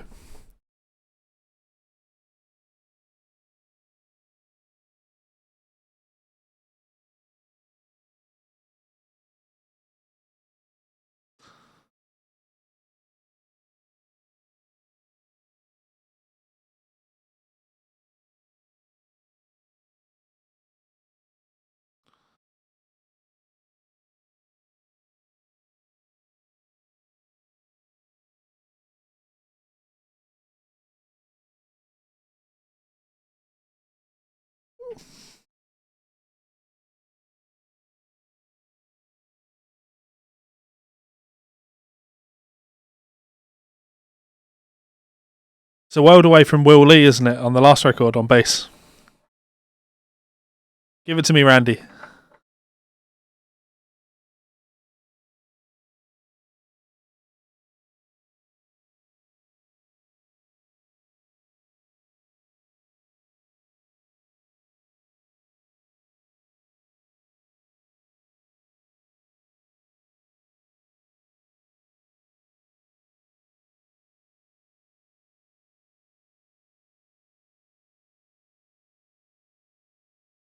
No, J.R. Valor. No, don't put this record on rotation. Check out some of their other records.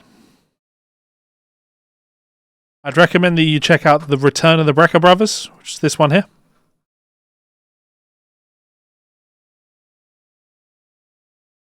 Above and Below is a really cool tune.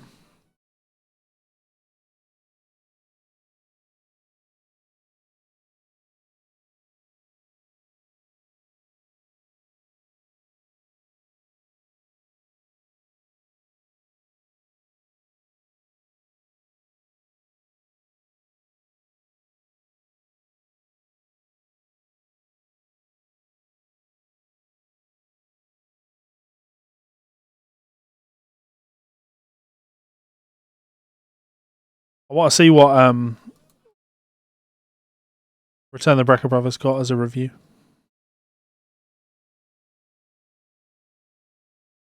I gave it 3.5 stars on All Music. Now the Loop was their last record. Got 4 stars.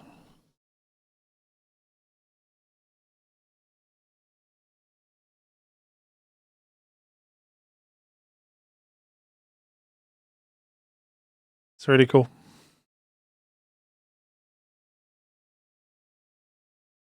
It's the harmony between the trumpet and the sax.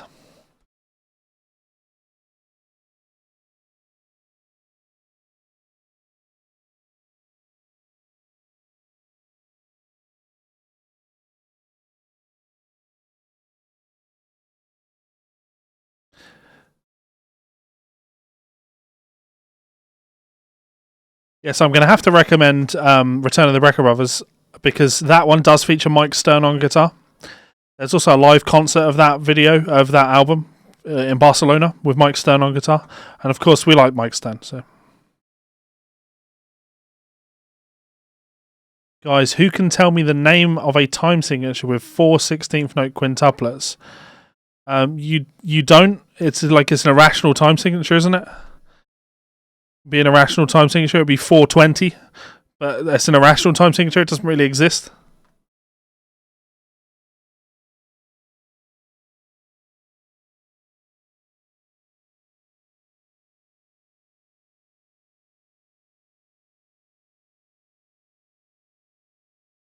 Nice solo.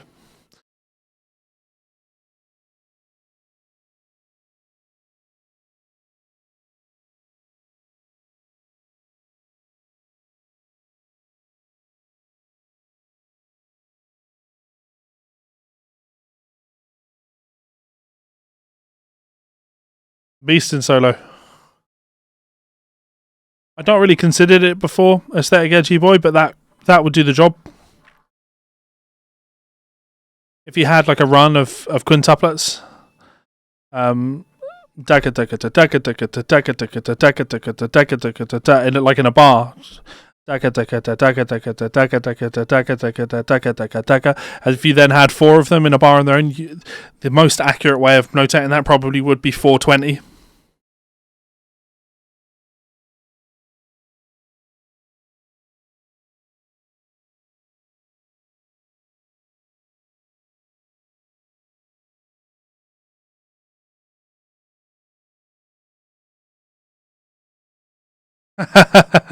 Did you lure me into a joke there, Aesthetic Edgy Boy? I don't get excited by 420 because I don't smoke weed.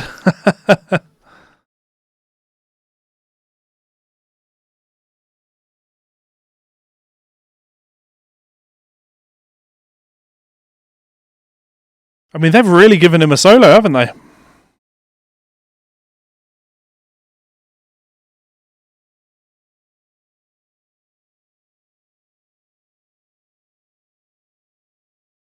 I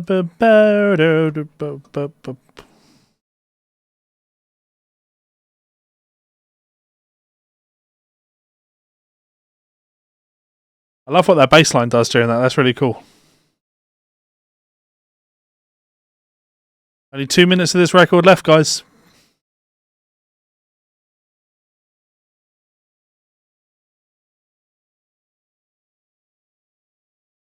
Jack Gardner plays Tom Quayle better than Tom Quayle does, and he plays in standard tuning.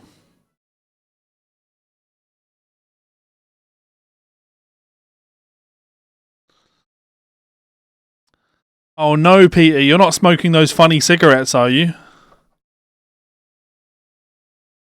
It's an Only Fools and Horses quote.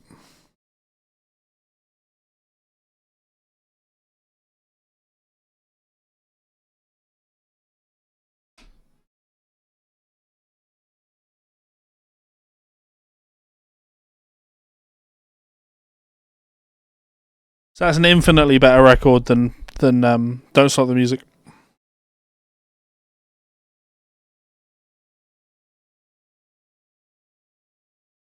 Not with as many profound moments on it, though. Some really profound moments on Don't Stop the Music. I love this groove. There's something about it. If you just really hook in on that bass.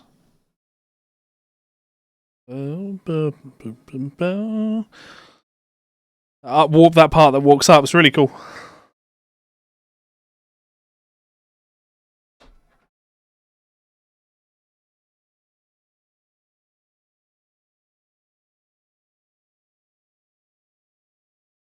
That's how the record ends. Just with that. Yeah, listen to the bass.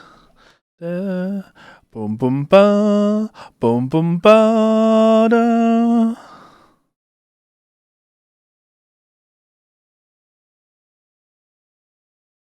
I respect the fact that there's that big guitar solo on that track. Don't really think of the Brecker Brothers as being your big guitar solo kind of band, because it's a band by two. What's the word I'm looking for? My brain's absolutely fried. It's an album by two horn players, so it's a band consisting of two horn players. So yeah, right, cool. There we go, done. 2 albums, 2 fucking albums. I feel like we've done some good work there. It's not often I sit down and listen to a record all the way from start to finish. So to sit and really listen to 2, that's cool. I like that. There's something so satisfying about the shuffle. Yeah, man. I think the Brecker Brothers are really cool. The piano. I actually noticed that on a lot of that record, having the piano and the bass playing like the part in unison, which really sort of it both thickens up that bass line, but you also, there's, because of the way a piano sounds the notes, you get a little bit of chime off of the string, the harmonics off of that string. I thought that worked really well, actually. So yeah, I enjoyed that. Thank you very much for tuning in, guys. As usual, I'm going to say a big thank you to my supporters over on Patreon. If you are not currently a supporter over on Patreon, that's absolutely fine, but you should consider doing that. There's a link in the description. You can check me out for as little as $1. Gets you access to my private Facebook group and all of that good stuff. Join us on Discord, all of that good stuff. Have a good time. Get involved. You make my community what it is. It wouldn't be my community. It wouldn't be a community, without you guys. If I wasn't involved, it would still be a great community. It would be a great community if I didn't exist. You make it what it is. I just stand at the front of it and make you worship me. Like, I'm just the cult of personality, if you like. But yes, please consider joining us because it's a lot of fun. And you can also check out my books on. That's not a word. You can also check out my books available on Amazon, and they are shipping now. So yeah, we can go back to selling some books because that's a great way to support the channel too. I assume there's going to be no more questions. No more questions. I am going to I'm going to do some more listening parties moving forward. I do in my mind, I know what I want my next listening party to do, and it's not going to be Steely Dan, but I will endeavour to do Steely Dan this week. Seeing as we've had more than one person request it, we will do Steely Dan this week, okay?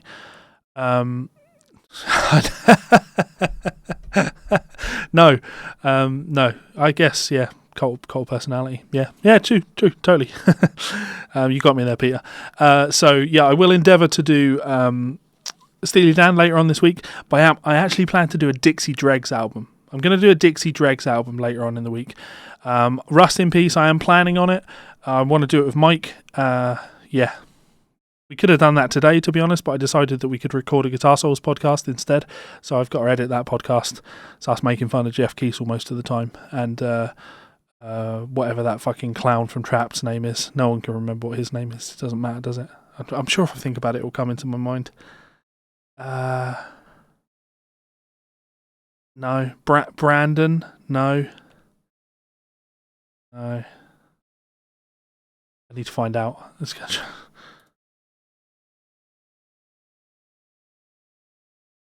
Chris Taylor Brown. There we go. Chris Taylor Brown. Fucking loser. Okay, cool. Thank you very much for tuning in, guys. I will see you later on in the week. I've got lots more videos uploading, lots more videos going up. I am one of the other things I've been doing with these listening streams is that I'm using them as an opportunity to work out something that I really like on the record and then going out of my way to learn it, transcribe it and teach it to you. So I would expect, over the coming days, I would expect a video to go up on my YouTube channel talking about some of this Brecker Brothers stuff and something that was cool, something that you could learn from it. Might be a Randy Brecker line, might be a Michael Brecker line. I think what it's more likely to be is some of each, and then me talking about the struggles of trying to sound like a saxophone, trying to sound like a trumpet on the guitar. You can't really do it, and trying to get you can learn the licks, you can learn the notes, but you're never going to play their lines with the same vibe that they have when they do them. So yeah, makes sense. Cool. Right, thanks so much, guys, and I'll do Guitar Souls. Bye, fuckers.